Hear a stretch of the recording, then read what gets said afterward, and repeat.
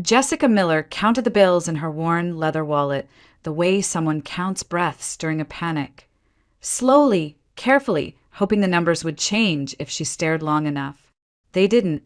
2 5s, 3 1s, a few coins that clinked against the lining. Payday was still days away. On the counter beside the wallet lay a grocery list she had edited 3 times, crossing out anything that felt like a luxury: berries, good coffee, deli turkey, until only milk, eggs, bread, and the cheapest pasta remained. Outside the kitchen window, a low Pittsburgh sky pressed down on the row houses like a heavy hand.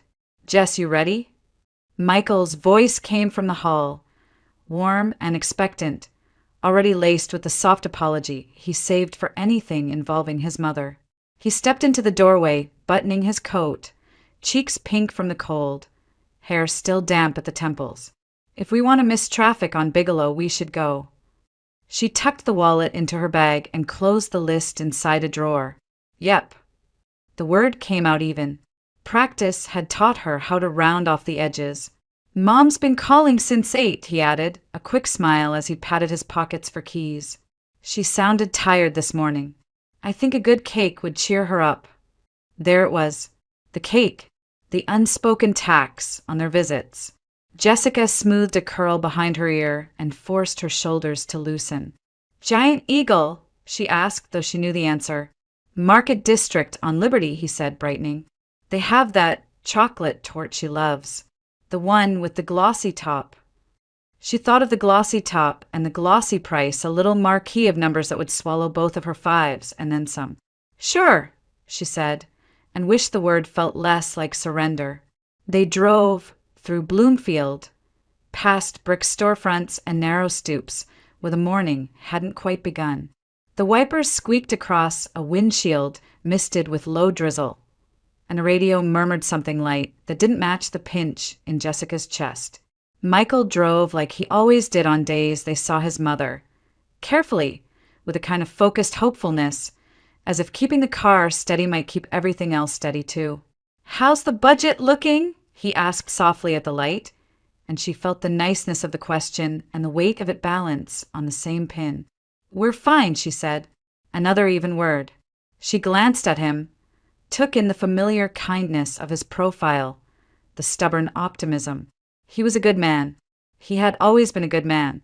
Sometimes goodness leaned too hard in one direction. Giant Eagle's doors parted with a breath of warm air and the smell of sugar. A display of cakes glittered under glass. Strawberries lacquered like little hearts, ganache smooth enough to catch a reflection. Michael went straight to the case as if he'd been called by name, hands in pockets, rocking on his heels while he considered sizes. "That one," he decided, pointing to the 12-inch torte that could have fed a small party. "She'll get a kick out of it." Jessica measured the circle with her eyes. It was beautiful, unnecessary, and exactly what he wanted to give. "It's a lot of cake," she said gently. "She can freeze slices," he offered, cheerful. "Or we can invite the neighbors." She nodded. "Okay." The word scraped a little this time. While the bakery clerk boxed the torte with a red ribbon that made it look like a holiday, Jessica drifted to the end cap where paper towels were on sale and did the math of coupons against pride. She picked up the cheapest 2-pack and put it back. Payday. Just wait for payday. They queued at checkout. A cart rattled somewhere behind them. A child laughed near the pharmacy. A scanner chirped rhythm. Jessica rested her palms on the cart handle and focused on breathing evenly, on letting the fluorescent lights blur into haze. When it was their turn, the cashier greeted them with the friendliness of someone who had said hello 1,000 times and still meant it. She was middle-aged, sharp-eyed behind square glasses, her hair clipped back with something sparkly. The plastic name badge read Tammy. "Well, hey there," Tammy said, sliding the cake box carefully across the scanner like handling a newborn. "Someone's celebrating." "My mom," Michael said, leaning in a little. "Thought we'd surprise her." Tammy's smile warmed. "That Helen has a sweet tooth. She's in here every week." The scanner beeped. She lowered her voice, conspiratorial but kind. "She's one of my favorites. Always so put together. And that gentleman she comes in with? What a charmer. Treats her like a queen. A tiny click sounded in Jessica's head, the sound of a door unlatched without anyone touching it. "I'm sorry," she asked, keeping her tone level.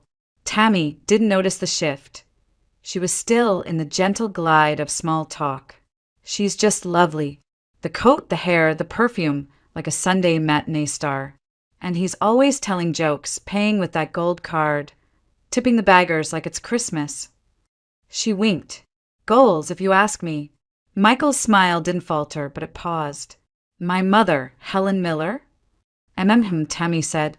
"Tall, silver hair, classy as all get out. You two look alike around the eyes." She gestured toward the bagging area. "I see them midweek, usually.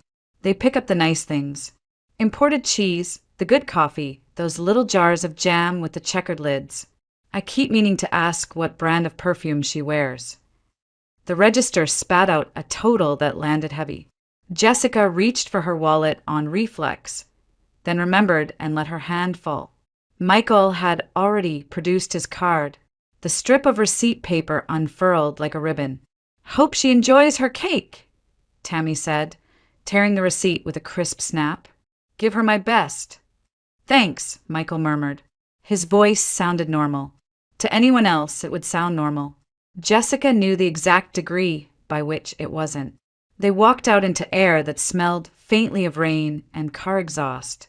Michael carried the box with both hands, careful, the way he had carried their nephew at a christening. Jessica matched his pace, the automatic choreography of years.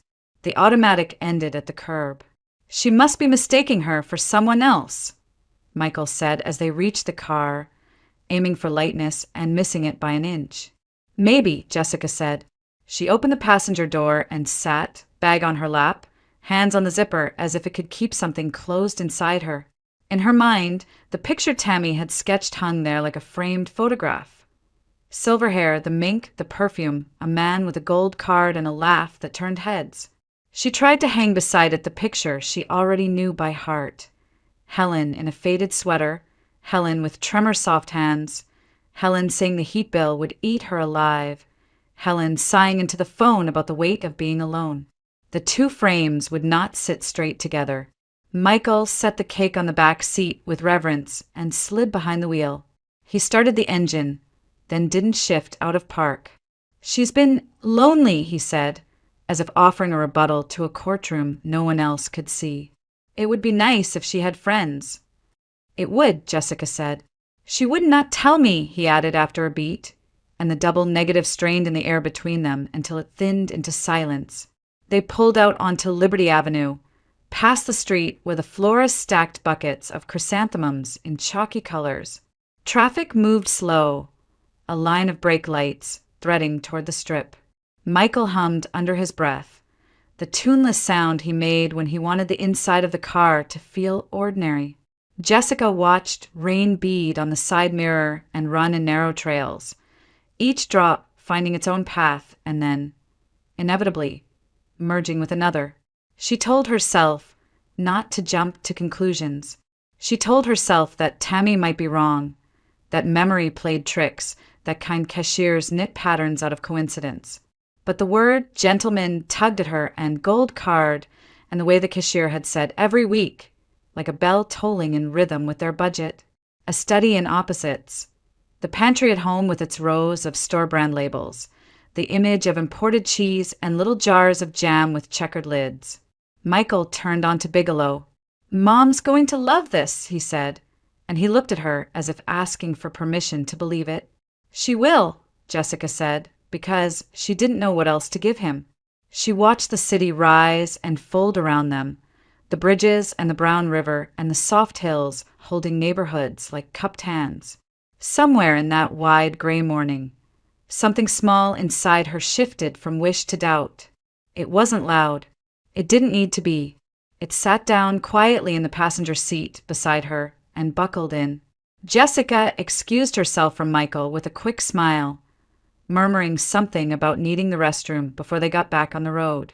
He nodded, too absorbed in balancing the cake box on his arm to question her. She slipped away, weaving past the lottery kiosk and the floral department, then down the side corridor that led toward the delivery entrance. The hum of refrigeration units deepened as she pushed open the heavy door into the gray drizzle. Behind Giant Eagle, the air smelled of wet cardboard and exhaust. A line of delivery trucks idled, their drivers smoking or bent over clipboards. Jessica pulled her coat tighter and took a step toward the corner, intent on nothing more than stealing a quiet breath away from the fluorescent brightness inside. That was when the click of heels caught her ear. Sharp, deliberate, not the shuffle of a tired shopper, but the confident rhythm of someone arriving for an entrance. She turned. Helen Miller appeared from the shadow of a black sedan as if stepping onto a stage. Gone was the frail widow who complained of drafty windows and rising heating bills. This woman moved with practiced elegance, a mink coat brushing her calves, silver hair coiffed into soft waves, lips painted a deep berry red. The drizzle didn't touch her. The umbrella that sprang open above her shimmered in lacquered black. At her side, carrying the umbrella handle with casual gallantry, walked a man Jessica had never seen. He was older, broad-shouldered despite the stoop of age, his suit cut clean enough to announce its price before he even spoke. A scarf of pale cashmere rested at his throat. His hand rested lightly against Helen's back as he steered her toward the sliding glass doors. His laughter, low, easy, carried across the parking lot. Jessica's pulse jolted. The image was so at odds with the Helen, she knew that her mind stuttered between them, trying to reconcile cardigan and mink, trembling hands and jeweled rings. She shrank against the brick wall, praying the umbrella would angle just so, hiding her. They passed close enough that she could smell the perfume, something rich, layered with musk and rose, and then they were inside, absorbed by the warm buzz of shoppers. Jessica hesitated only a moment before following. Through the glass, she saw them glide past the produce section, Helen's coat swinging, the man leaning close as if every word she spoke was priceless. Jessica ducked behind a display of canned soup, heart hammering. From there, she watched them pause in front of the wine aisle.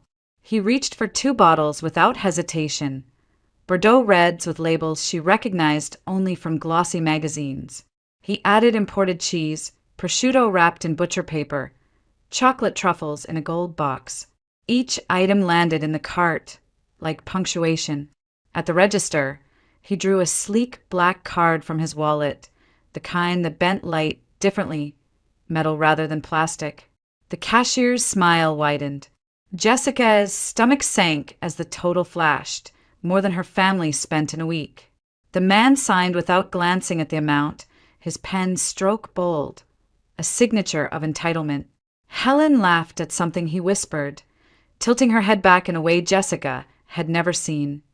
Carefree, indulgent, like a woman decades younger. The cashier slipped the bottles into paper bags, and Helen accepted them with hands steady as marble. Jessica's chest tightened.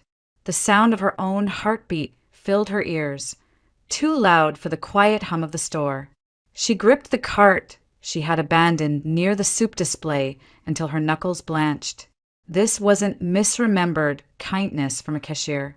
This wasn't a coincidence.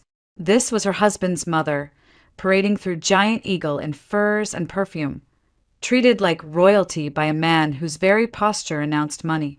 The pictures clashed violently with the calls that came each week. Michael, sweetheart, the medication is so expensive. Jessica, I don't know how I'll cover the electric this month. Every night is so cold alone. Jessica pressed her lips together until they hurt. She wanted to march across the tiles, to confront, to demand, to shatter the illusion. But Michael waited outside with a cake ribboned for celebration, his eyes still tender with hope. She couldn't, not yet. She turned, forcing herself through the opposite exit, letting the drizzle sting her cheeks until her breathing steadied. The world blurred at the edges, rain merging with the heat in her eyes. She rejoined Michael by the car, his smile instant, his arms protective around the box. The drive to Helen's apartment was a quiet theater of unspoken lines. Jessica stared at the passing streets, the rows of old brick houses that sagged under years of weather. Her thoughts chased themselves in frantic circles. Had it been going on for months? Years? Did Michael know? Was he blinded or complicit? Or simply a son who refused to see? By the time they reached Lawrenceville, Jessica's hands ached from being clenched in her lap. Michael parked on the narrow street outside Helen's building, a squat complex with peeling paint and a lobby that smelled of boiled cabbage. He carried the cake with reverence up the creaking stairs. Helen opened the door before they knocked. The woman who stood there was not the one Jessica had just seen. Her hair was pinned in a loose bun, wisps escaping, her sweater pilled at the elbows. She clutched a tissue in one hand as if she had been crying. "Oh, my darlings," she breathed, pressing fingers to her chest. "You came." Her voice trembled with the fatigue of martyrdom. She coughed delicately, turned aside as if embarrassed by the sound.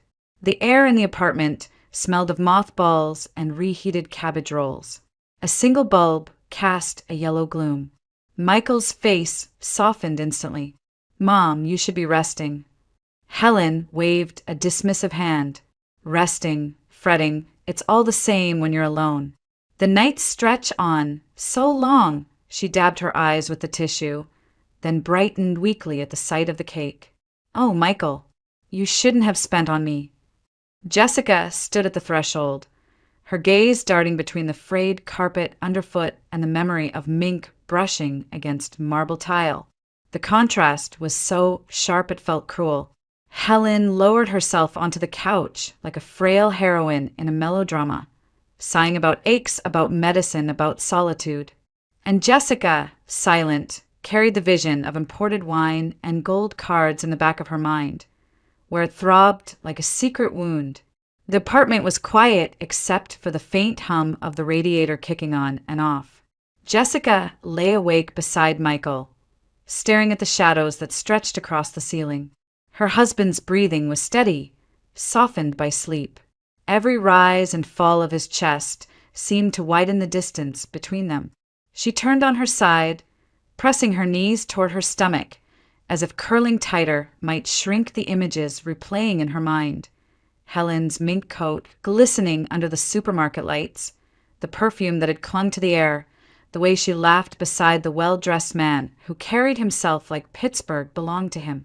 Jessica pinched her eyes shut, willing the memory away. It returned sharper, brighter. Helen tilting her head back, laughter like champagne. Helen accepting bottles of imported Bordeaux without trembling hands. The man sliding a card from his wallet, black and gleaming, paying for luxuries without flinching. She sat up, restless. The clock glowed 2:17 a.m. The air smelled faintly of cake frosting from the box in their kitchen. She swung her legs over the side of the bed and walked barefoot into the living room, wrapping herself in a blanket. On the table lay the unopened bills she'd been avoiding. Credit card statements, utility notices, reminders of rent due. Jessica grabbed a notepad and began scribbling. It was something she did when her mind raced. Break the chaos into numbers. Michael's monthly paycheck after taxes, about $3,200. Would he send Helen automatically every month? $1,500. Groceries for Helen, care packages, he called them, averaged $600. Then came the emergencies. A leaking pipe here, a prescription refill there, always urgent, never optional. Easily another $500 a month. $1,500 plus $600 plus $500. $2,600 out of $3,200. That left barely enough for their own rent, bills, and groceries. No wonder she was crossing berries off the list. Her pen hovered above the page. 2 words circled in her mind. Almost everything. Almost everything they earned poured into Helen's life of supposed hardship. And yet she'd walked through Giant Eagle, draped in mink, with nails polished and cheeks glowing under expensive makeup. Jessica set the pen down and pressed her forehead to her hands. The radiator hissed, then fell silent again. Somewhere outside, a train horn moaned through the night, low and lonely. By dawn, her body ached from fatigue, though sleep had never come. She dressed quietly and made coffee, sipping it black. Michael shuffled in, bleary-eyed but smiling, still humming with the simple joy of having delivered his mother a cake. He kissed her cheek, and she tried to return the smile. The phone rang mid-morning. Michael answered, his voice brightening immediately. "Hi, Mom." He paced the kitchen as he listened. Jessica sipped her coffee and watched his shoulders tense. "She's not doing well," he whispered when he covered the receiver. "Her heart again. She says the doctor prescribed something new." He uncovered the phone, nodding along. "Yes, Mom. Of course. How much is it?" Jessica's stomach knotted. She already knew the answer would not be small. 280. Michael repeated. His hand already moved toward his wallet. "Don't worry. I'll transfer it right now." Jessica set her mug down too hard. It clinked against the counter. Michael glanced at her, then turned away, rattling off reassurances into the phone. When he hung up, he pulled out his debit card. "It's a brand-name medication," he said quickly, as if bracing for her reaction. "You know how insurance is. The good stuff is always out of pocket." Jessica swallowed her protest, but something inside refused to stay still. "What's it called?" she asked softly. He hesitated, then showed her the scribbled name on a piece of paper. Jessica memorized it. Later, while Michael showered, she drove to CVS. The pharmacist tapped the name into the computer, adjusting her glasses. "Yes, that's available," she said. "But there's a generic. Exact same active ingredient. Costs about $18. 18. The word thudded in Jessica's chest. 18? Not 280. The pharmacist gave her a sympathetic look. "Some doctors insist on brand name, but for most patients, generic is perfectly fine. Insurance usually covers it, too. Did the doctor specifically write dispense as written?" Jessica shook her head. "I don't think so." "Well then," the pharmacist said, she could fill the generic at any pharmacy. Same benefit, huge difference in cost. Jessica thanked her and walked out, the cold air sharp against her skin. She sat in the car, hands gripping the steering wheel, eyes burning. 280 had vanished from their account, while 18 would have done the same job. When she got home, she found Michael rinsing dishes. He smiled absently. "Mom says she already feels better, just knowing she can get the meds." Jessica bit her tongue until the taste of metal filled her mouth. She couldn't bear to crush him yet, not without proof he couldn't deny. That night, she pulled out the notepad again. At the top of the page, she wrote in capital letters, "Money to Helen." She dated the first entry, $1,500 monthly transfer. Next line, $600 groceries average. Next line, $280 medication brand. She flipped to a new page, wrote the word generic in bold, and beneath it, $18. The contrast screamed at her. From that night forward, she resolved nothing would slip past her. Every call, every dollar, every excuse would be logged. If Michael couldn't see the truth, she would gather it piece by piece until the weight of evidence was undeniable. Jessica closed the notebook, slid it into her nightstand drawer, and lay down beside her husband. His breathing soon evened out, but her eyes stayed open in the dark, wide and unblinking. The first week of February dragged itself through Pittsburgh like a half-frozen river. Ice clung to gutters. Buses hissed along Liberty Avenue, and Jessica counted the days until payday the way sailors once counted stars. She came home late from work one evening, her shoulders stiff from the cold, to find Michael already on the phone. His tone, gentle, coaxing, told her exactly who was on the other end. She dropped her bag by the door and listened. "Of course, Mom," Michael was saying, pacing between the kitchen and living room. "I'll take care of it. Don't worry." He paused, nodding to a voice she couldn't hear. "Yes, yes, I know how hard winter can be in that building." Jessica's pulse quickened. She mouthed the words, "What is it now?" But he turned away, his hand tightening around the phone. When he finally hung up, he exhaled heavily, like someone carrying another's burden. "Her utilities," he said, rubbing the back of his neck. $800 this month. The heating's brutal in a place that old." Jessica froze. $800? For a one-bedroom in Lawrenceville. Michael's eyes darted toward her, wary. "It's possible. Those old radiators, the drafty windows, no separate meters." "No," Jessica cut in, her voice sharper than she intended. "Michael, we pay barely half that here, and this apartment isn't exactly new construction." He set the phone down as if it were fragile glass. "She's 72, Jess. She can't sit in the cold. Maybe she keeps it warmer than we do. Maybe the building charges a flat rate."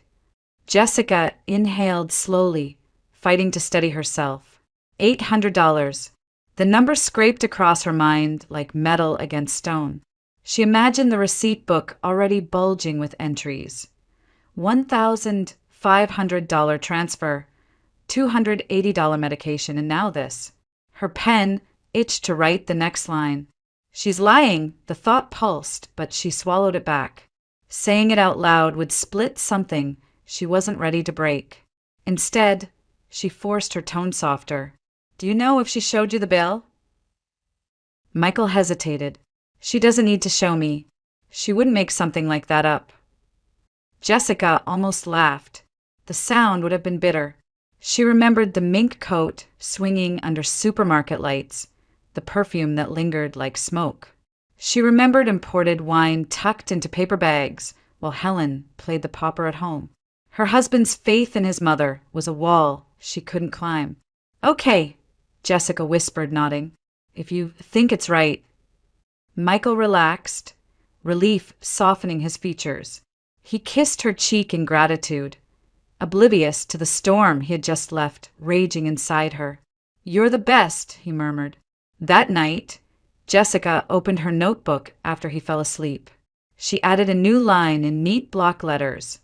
$800 utilities. Her pen pressed so hard the paper almost tore. She lay awake staring at the numbers, each one a thread in the web tightening around them. The money bled from their account like a slow, deliberate wound. Every time she tried to breathe, the thought circled back. Helen isn't struggling. She's taking. The next few days crawled. Jessica watched Michael skip his own lunch to cover the utility payment without hesitation. She listened to him reassure his mother with the kind of devotion most men reserved for spouses. The tenderness would have been beautiful if it weren't built on deceit.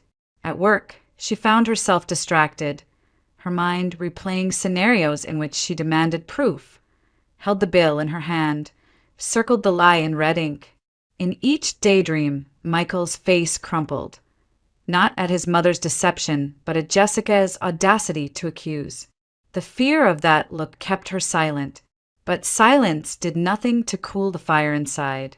It grew hotter each day. She carried groceries into their kitchen and thought of Helen laughing over imported cheese. It burned every time she folded their modest laundry while picturing Helen draped in furs. The sense of being used was no longer a suspicion. It had settled into her bones, heavy and undeniable. On Sunday, they drove back to Lawrenceville with a trunk full of food Michael had insisted on buying.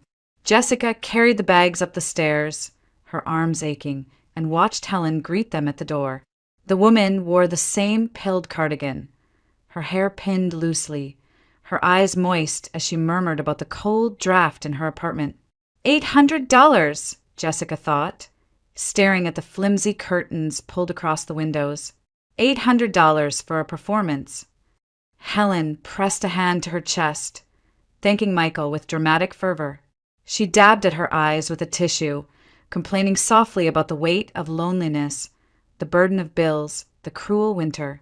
Michael sat at her side, his hand covering hers, his face open and kind. He didn't see the cracks in the mask. Jessica stood back, arms folded, the groceries lined up like props on Helen's table. She swallowed her anger, locked it tight behind her teeth, and told herself again what she already knew. Every lie would be written down. Every dollar would be accounted for. If Michael needed proof carved in stone, she would gather it piece by piece until the wall of his faith finally collapsed under the weight of truth. For now, she stayed quiet. For now, she endured. But the doubt was no longer a flicker in the corner of her mind. It had become a steady flame, burning through every word Helen spoke. Jessica called in sick on a Wednesday. The lie slid too easily from her lips, the kind of lie born not from malice but from desperation. She left the apartment just after dawn, notebook tucked in her bag, and drove across the city until she reached Lawrenceville. The streets were still damp from an early rain, the row houses glistening like old bricks freshly scrubbed. She parked 2 blocks away and walked to a corner cafe opposite Helen's building. The cafe smelled of burnt espresso and cinnamon.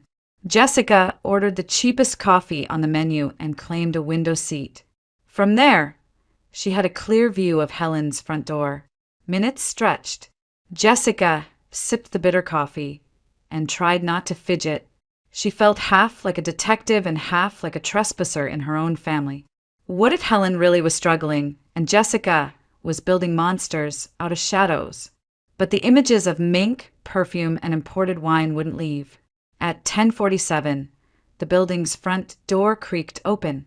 Helen emerged, transformed again. No cardigan today.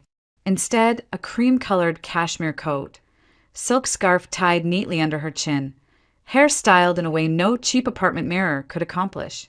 Jessica's stomach clenched. Helen tapped her phone, and within minutes, a sleek black SUV pulled to the curb. An Uber, Jessica noted. The driver stepped out to open the door for her. Helen slid in with the grace of someone who expected doors to be opened. Jessica tossed a few bills on the table and hurried outside. She hailed her own Uber, breath fogging in the cold air. "Follow that black SUV," she told the driver before catching herself. The man raised an eyebrow. "Just heading to Altius. You can take the same route." Her voice trembled, but the driver only shrugged and pulled into traffic. The ride wound past bridges and warehouses until the downtown skyline loomed, the Monongahela River glinting dully under the pale winter sun. The black SUV stopped in front of Altius, one of Pittsburgh's crown jewels, perched high with a panoramic view of the city's rivers and hills. Jessica's driver dropped her off a block away. She lingered outside, nerves buzzing, then pushed through the glass doors into a wash of soft jazz and polished wood. Inside, Altius glowed with wealth. Waiters in crisp black uniforms glided between white linen tables. Floor-to-ceiling windows framed the river like a painting. Jessica requested a table at the far side of the dining room, claiming she was waiting for a friend. She ordered the cheapest salad on the menu, $1.14, and clutched the leather-bound menu as if it were a shield. From her vantage point, she could see Helen near the center of the room. Sitting across from her was the man Jessica had glimpsed before, Thomas Harrington. His presence filled the space without effort. His tailored suit gleamed dark against the white tablecloth, and his watch flashed under the light with every flick of his hand. The waiter poured wine into crystal glasses, something deep and red, the kind that left slow trails along the glass. Helen lifted her glass with elegance, her laugh ringing like a practice performance. Jessica leaned slightly, pretending to study her phone, ears straining. The murmur of voices and clinking cutlery blurred everything. But then Harrington's words carried clear in a lull between conversations. $2,000 a week. As always, Jessica's fork slipped against the porcelain plate, the sound sharp enough to make her flinch. She lowered her gaze quickly, praying no one noticed. $2,000 a week. $8,000 a month. More than triple what she and Michael scraped together after bills. Helen's smile widened as she tilted her glass toward him. "You're too generous," she purred, though her eyes glittered with satisfaction. Jessica felt heat rise in her chest. Her hand trembled as she picked at her salad, the lettuce wilting beneath the vinaigrette. She wanted to scream across the room, to drag Michael there, to force him to see his mother feasting while they rationed pennies. The waiter returned to Helen and Harrington's table with silver-domed plates. He lifted the lids to reveal seared filet mignon, lobster tails dripping with butter, sides arranged like artwork. Jessica glanced at the menu. Each entree ran $60 to $80. With appetizers, wine, dessert, and coffee, she estimated the bill would climb easily past $400. When the check arrived, Harrington slipped out the same black card Jessica had seen at Giant Eagle. He added a tip without hesitation. Jessica glimpsed the number, $100. Her throat tightened. That tip alone could have covered their electric bill for a month. Jessica forced herself to breathe evenly, to stay seated until her own meager plate was cleared. She asked for the check, signing it with hands that felt suddenly foreign. Her total, $16.90 with tax and tip. Even that stung. She rose slowly, tucking her notebook under her arm. On the page inside, she had scrawled the words while pretending to check her phone. Altius. $2,000 a week. $400 meal. $100 tip. She walked out into the cold, the river wind biting through her coat. Standing on the overlook, she could see the bridges arcing like ribs across the water. For a moment, the city felt like a stage set, every building painted to hide the rot beneath. Tears threatened, hot and unwelcome, but she swallowed them back. There was no time for collapse. Proof mattered more than tears. Jessica lifted her phone and snapped a photo of Altius. Then another of the Uber idling at the curb, Harrington's silhouette visible through the tinted window as Helen slid in beside him. She pressed the images into memory, into evidence. Then she turned away, the notebook heavy in her bag, and walked back toward her car. The city lights shimmered across the river, each reflection trembling as though even steel bridges couldn't hold steady against the truth she now carried. The call came just after dinner on a Sunday evening. Michael had barely set his fork down when his phone buzzed across the table.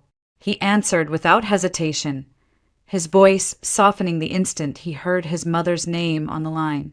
Jessica watched his expression shift from mild fatigue to alarm. "What?" "Slow down, Mom. Tell me exactly what happened." He pressed a palm to his forehead.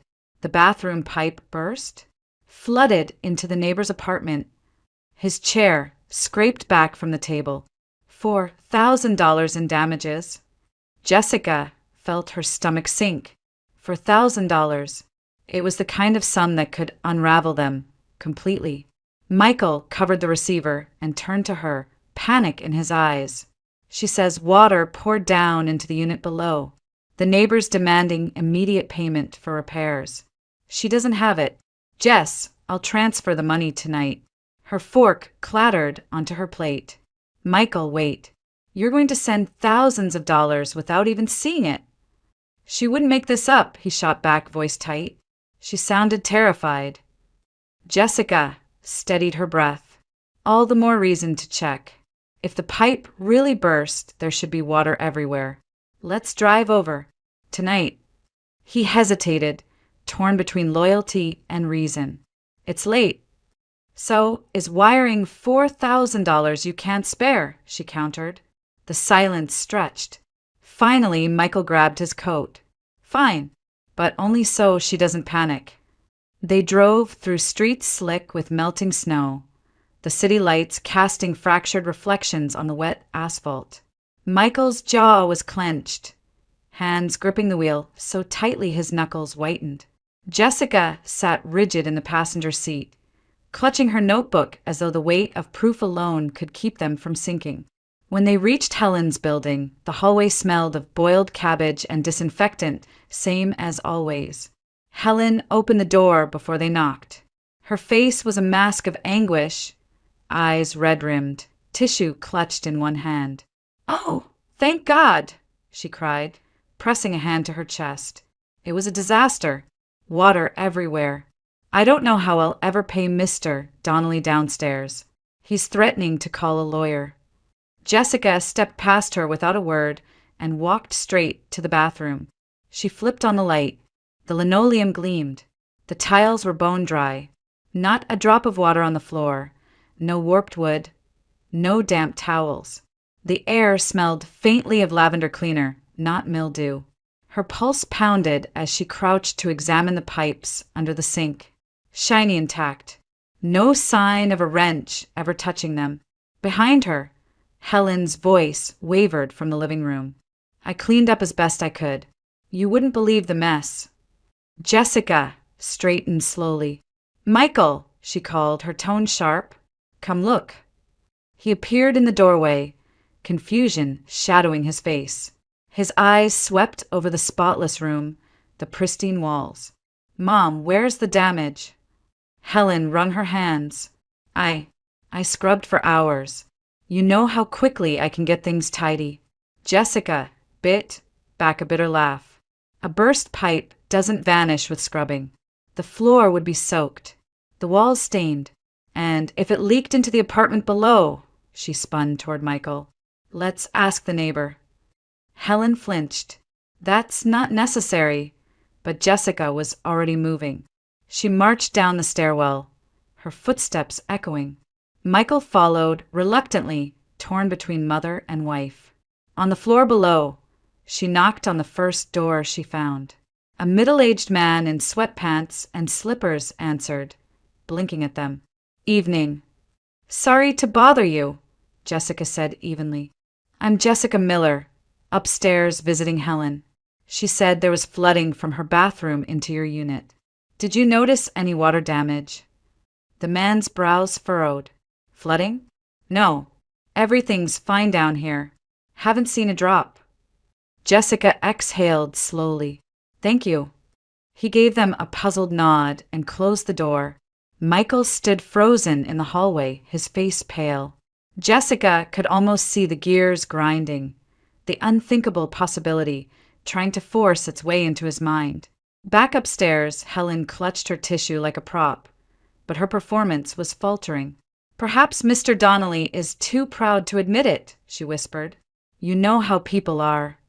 Michael stared at her, searching her face as if for the first time. "Mom, there's no water. No damage.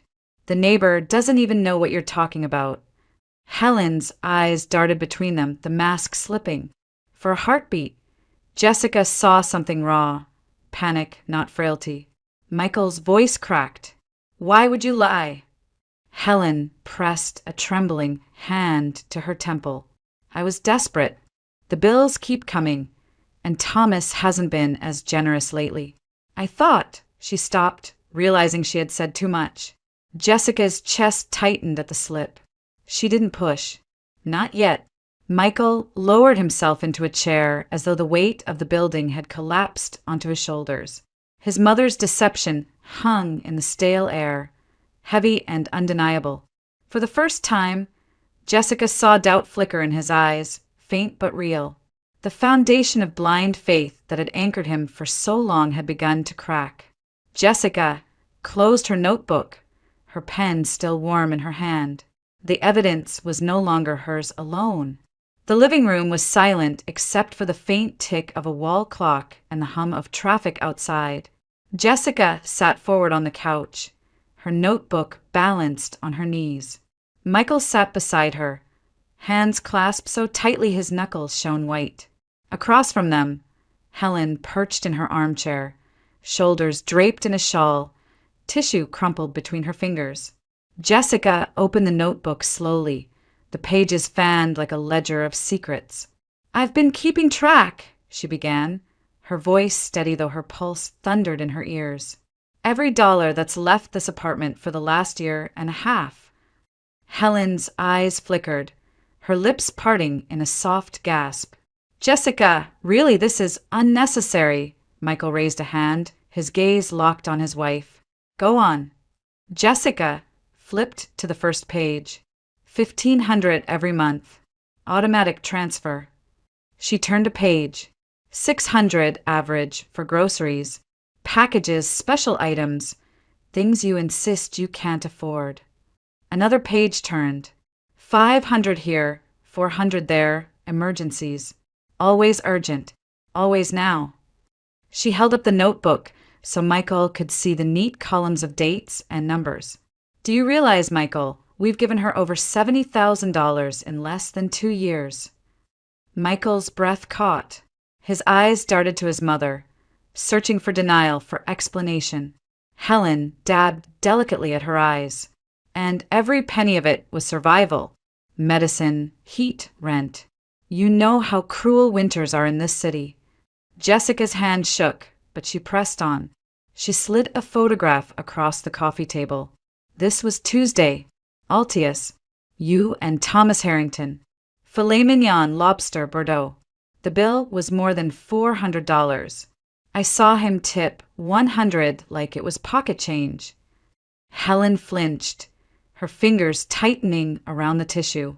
That wasn't me. Jessica leaned in, her voice low but sharp. I sat in the same dining room, Helen. I ordered a salad and watched you laugh over wine. I heard him say he gives you $2,000 every week. Michael's head snapped toward his mother. Mom. Helen's gaze flicked between them, trapped. She gave a brittle laugh. You must have misheard. People say things in restaurants. Numbers get tossed around. Jessica pulled another page from the notebook. A receipt printed on thin paper, ink still dark. This was from the pharmacy. The medication you said cost $280. The generic is $18. I confirmed it with the pharmacist. She laid the receipt beside the photo, evidence piling like stones. Helen's breath hitched. Sometimes the body needs the best. You wouldn't understand. And Thomas, he's just a friend helping with small things. $2,000 a week is not a small thing, Jessica snapped. Her voice cracked under the weight of held-back fury. Michael rubbed his temples, his face ashen. Why didn't you tell me, Mom? Why let me believe you had nothing? That you needed me to keep the lights on? Helen's composure faltered. Her hands trembled, the tissue shredding between her fingers. Because I wanted to protect you, she whispered, the words thin as smoke. You've always been so generous, so good. If you knew Thomas was helping, you'd have stopped. And I couldn't lose your care. Jessica stared at her, stunned. Care? You've drained us dry. We can barely make rent, and you've been living like a queen on 2 incomes. Helen's voice rose, shrill with desperation. Do you know what it's like to be my age? To be invisible? Thomas makes me feel alive again. And you. She jabbed a finger at Jessica, her mask slipping. You've never understood what family owes. Michael's shoulders sagged. He looked at his mother as if seeing her for the first time, not as the fragile widow in need of rescue, but as a woman skilled at wearing masks. The cardigan, the tears, the trembling hands. It was all a stage costume. His voice was hoarse when he finally spoke. You've been lying to me. Helen shook her head violently. No, yes, he cut in, the word sharp, final. The pipe, the medicine, the utilities, all lies, and I fell for every one. Silence crashed down, broken only by the clock ticking on the wall. Jessica closed the notebook gently, but the sound was loud in the stillness. Michael leaned back, his eyes hollow. You made me believe you were one step away from losing everything. And all the while, you were collecting from him, from me, from anyone you could. You weren't surviving, Mom. You were taking. Helen's lips quivered, but no excuse came. Jessica reached across the couch, her hand brushing Michael's arm. For the first time, he didn't recoil from the evidence she presented. His gaze lingered on the photographs, the receipts, the ledger of numbers. Slowly, painfully, the blind faith that had defined him began to crumble. In the dim light of that shabby living room, the truth sat between them like a fourth presence, undeniable and immovable. The woman Michael thought he knew, the mother who sacrificed, who suffered, was gone. In her place stood Helen Miller, not the victim she pretended to be, but the architect of her own deception. And for Michael, the realization was a wound deeper than any bill Jessica had ever written down. For a long time, no one moved. The clock ticked, a radiator hissed, and Michael stared at the wreckage of his faith as though it were lying in pieces on the carpet. Helen shifted uneasily in her chair, her shredded tissue dropping like snow onto her lap. Finally, she inhaled, gathering what little composure she had left. "All right," she said, her voice thin but sharp. "If you want the truth, here it is." She raised her chin, a flicker of defiance breaking through her trembling act. "Yes, I see Thomas. Yes, he gives me money. Regularly. 2,000 a week. Sometimes more if I need it." Michael's breath left him in a jagged sound, halfway between a gasp and a sob. Helen pressed on, clutching the arms of her chair. "But I'm entitled to some happiness, Michael. Do you understand? I gave your father the best years of my life. I spent decades scrimping and sacrificing. Do you think I should wither away alone now? Am I not allowed to feel beautiful, to be wanted, to live well? That's not deception. It's the right of a woman who has paid her dues." Michael shook his head, slowly, his eyes glassy. 2 years, he whispered. "For 2 years, you let me believe you were drowning. You let me drain our accounts, cancel trips, skip meals, because you needed me to think you were poor and fragile. And all the while, Thomas was," his voice broke. "You didn't need me. You used me." Helen leaned forward, her eyes glistening. "I needed you both. Don't you see? His money keeps me comfortable, but your devotion, your love, that kept me alive. One without the other would have been unbearable." Jessica snapped then, her voice slicing through the stale air. "Love? Is that what you call it? We've given you more than $70,000 in the last 2 years, Helen. 70,000. She snatched up the notebook and shoved it toward her. "And while we were scraping by, you were collecting double that from your lover. You didn't need us. You just wanted more." Helen's hands trembled as she pressed them together, as if in prayer. "Jessica, No," Jessica cut her off. "You watched us struggle. You watched me take things off grocery lists, watched Michael work overtime shifts, watched us push our own lives aside. And you let us, because it fed whatever story you needed to tell yourself, that you were still the center of someone's world." Tears welled in Helen's eyes. I only wanted to feel cared for." Michael's voice was raw, jagged as broken glass. "At my expense. At my wife's expense. You wanted to feel alive, so you bled us dry." Helen reached out across the coffee table, her hand shaking. "Michael, please, don't turn away from me. I'm your mother." He flinched back as though her hand were fire. A mother protects her children. A mother doesn't steal from them. A mother doesn't lie. Week after week, year after year. His voice cracked, the words torn from somewhere deep. "I don't even know who you are anymore." Helen began to sob, her shoulders shaking. "Don't say that. Please. I'll change. I'll cut back. I'll be honest from now on." Jessica's arms were folded tightly, her jaw rigid. "Honest? You don't even know what that word means." Michael stood, his body trembling. "No more," he said, each word deliberate, final. "No more transfers. No more groceries. No more late-night calls about burst pipes and fake bills. It ends tonight." Helen gasped as though struck. "Michael, you can't mean that. I depend on you." "You depend on Thomas," he said coldly. "Not me. Not anymore." Her sobs grew louder, filling the small room with sound. She clutched at her shawl like it could shield her from the truth pressing in on all sides. "Don't abandon me. You're all I have." Michael's eyes were hollow as he looked down at her. "You had me," he whispered, "but you buried that under lies." Jessica touched his arm, grounding him as he swayed under the weight of his own words. For the first time, Helen looked small, not frail, not delicate, but small, diminished by the collapse of the illusion she had worked so hard to maintain. Michael turned toward the door. "We're leaving." Helen lurched forward, tears streaking her cheeks. "Please, Michael, just think. Just give me one more chance. I can explain everything if you let me." But he shook his head, the movement sharp, final. No more explanations. No more chances. Jessica followed him, pausing only once at the threshold. Helen's sobs echoed after them, a chorus of desperation that no longer stirred pity in Jessica's chest. She felt only the weight of exhaustion, the raw burn of betrayal, and a grim relief that the pretense was finally stripped away. In the hallway, Michael leaned against the wall, his face buried in his hands.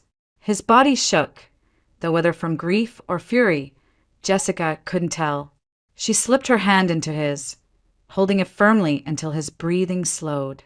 Behind the closed door, Helen's cries rose and fell, muffled by the thin walls. But for Michael, the sound was no longer the wail of a needy mother. It was the hollow echo of trust collapsing into ruin. Helen clutched the edge of the coffee table as if the wood itself could anchor her to her son. Her tears had slowed, but her breathing came in shallow gasps, panic etched into every line of her face. "Michael," she whispered, her voice ragged, "please listen. I can make this right. I'll give you something back. 10,000. I can manage that." Her eyes darted between him and Jessica, searching desperately for softness. "If I return that, you won't cut me off, will you? We can put this behind us." Michael stood rigid, his jaw clenched. Jessica watched the muscles in his face work as he weighed the words. But when he spoke, his tone was cold steel. 10,000. His laugh was short, bitter. "We've given you more than 70. Thomas has given you twice that. And you think scraps will erase what you've done?" Helen's hands trembled. "It's not scraps. It's what I can gather quickly. Just don't leave me with nothing. Don't leave me alone." Michael stepped closer, the weight of his gaze pinning her in place. "Here are my terms. You return 10,000 in full within 1 month. If you do, I'll keep a line open. Nothing more. If you don't," his voice dropped lower, final, "then consider me no longer your son." Helen's lips parted, but no sound came. Her eyes widened, the reality striking her harder than any accusation had. For the first time, she looked truly frail, not the practiced frailty of tissues and trembling hands, but the hollow weakness of a woman whose illusions had crumbled. Jessica saw it in the slump of her shoulders, in the way her eyes avoided Michael's. The mask had shattered. "Michael," Helen croaked, clutching at her chest. "I never wanted this. I just wanted to feel important, to matter. Don't take yourself away from me." But Michael's expression didn't soften. He leaned down just enough to meet her eyes. "You had me, all of me, and you threw it away." Silence pressed heavy on the room. The ticking clock seemed louder now, each second dragging them closer to an ending none of them could escape. Jessica slipped her arm through Michael's, guiding him toward the door. He didn't resist. Helen's sobs followed them, echoing down the narrow stairwell, but they no longer held the same power. They were no longer the cries of a mother in need. They were the hollow lament of a woman left exposed. Outside, the night air was sharp and biting. Snow flurries drifted down, catching in the streetlights, softening the edges of the old row houses. Jessica pulled her coat tighter and glanced at Michael. His face was pale, his eyes distant, fixed on something far beyond the street before them. They walked in silence to the car. Inside, the heater sputtered to life, filling the small space with lukewarm air. Michael gripped the steering wheel, but didn't start the engine. His reflection in the windshield looked older, harder, as if the man who had walked into his mother's apartment hours earlier had been left behind. Jessica placed her hand gently over his. "You did what you had to do." He closed his eyes, his breath shaking. "I feel like everything I believed about family just broke, like the ground gave way under me." She squeezed his hand. "It's better to stand on broken ground and know the truth than on false ground that can't hold you." Michael opened his eyes and turned toward her, his gaze heavy with sorrow. He nodded once, slowly, then started the engine. The car rolled forward, headlights cutting through the snowfall. The city spread around them, bridges arching like steel ribs, rivers winding dark and endless. Michael drove in silence, his jaw tight, his hand steady on the wheel. Back at their apartment, Jessica drew the curtains while Michael stood at the window, staring out over Pittsburgh. The skyline shimmered against the dark, glass towers glinting with cold light. He pressed his palm to the glass, as if testing whether it would break beneath his touch. In that reflection, he no longer saw the devoted son he had always been. He saw a man who had been deceived, drained, and remade by betrayal. The values that once defined him, trust, loyalty, sacrifice, had cracked, leaving something harsher, more cautious in their place. Jessica came up behind him, wrapping her arms around his waist. He didn't move at first, but slowly he leaned back into her embrace. Outside, the snow fell thicker, blanketing the city in quiet white. Michael's voice was low, almost a whisper. "She was my anchor, and now I see she was just dragging me under." Jessica rested her cheek against his back. "Then let go. Let her sink with her lies. We'll keep each other afloat." He nodded again, his eyes still locked on the city. For a moment, he imagined Helen alone in her apartment, surrounded by shadows of her own making, and he felt no urge to turn back. The bridges glimmered in the distance, spanning the rivers like fragile promises. But Michael knew better now. Some bridges weren't meant to be crossed again. And as the snow covered the streets of Pittsburgh, he understood with painful clarity that the foundation of his life had shifted forever, that the values he once built upon had collapsed, leaving him to construct something new from the ruins. In the days that followed, Michael moved through life differently. There was no sudden relief, no clean break from the grief of what he'd lost. Instead, there was a slow reckoning, the realization that family could wound as deeply as it could nurture. Jessica often found him by the window at night, staring out at the bridges and rivers of Pittsburgh, as though searching for the version of himself that had walked across them only weeks before. But when he turned back to her, there was something steadier in his eyes. Not innocence, not blind faith, but a quieter strength. For Jessica, the lesson was clear. Love without boundaries becomes a weapon turned inward. Devotion without truth is just another chain. And trust, once shattered, forces us to choose. Rebuild on honest ground or live forever in someone else's illusion. They chose honesty. They chose each other. And in that choice lay a different kind of inheritance, not money, not approval, but dignity. The kind that comes only when you refuse to be deceived again. Because sometimes survival isn't about clinging to the people who raised you. It's about letting go and finding the courage to stand on your own.